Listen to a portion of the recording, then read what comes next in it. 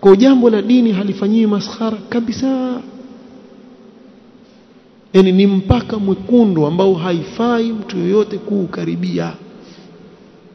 Ikifika kwa jambo la dini, mzaha weka kando, si jambo la kufanywa dhihaka. Na ndio maana utaona wale watu ambao wamezoea kufanyia dhihaka mambo ya dini, mwisho dini yao haiko ala aljadda, haiko katika njia sawa na haiko serious. Na hii yote yaletu kufanya kila kitu katika dini ni mambo ya dhihaka na mchezo na upuzi, yafanywa sana. Ni kwa mfano nitawapa sasa hivi tuko katika mwezi wa Ramadhani. Alhamdulillah, Allah tufikishe salama mpaka mwisho wake na tutakabalie sote. Lakini kuna jambo ambalo mimi uliona lafanyika, na hata hivi juzi limefanyika, ilikuwa Ramadhani yaanza. Kuna baadhi ya watu hufanya istihza na jambo la kutangaza kuingia kwa Ramadhani au kutoka. Na hili nyote nyinyi nafikiri labda mshalilahidh.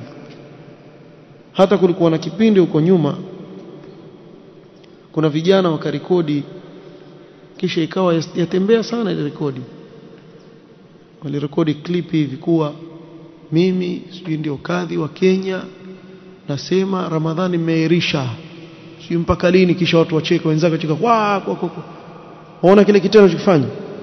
Huyo anayesema hivi ashaingia kwenye kufuru mukhrij min almilla, yani bila yeye kujua ametoka katika Uislamu. Wewe waweza kuona ni kitu kidogo, afanye istiza. Sasa hivi si mbele yetu kuna Eid al-Adha, kisha Ramadhani, mwezi miwili tu hivi tuingia kwenye Dhulhijja, tukuna Eid al-Adha.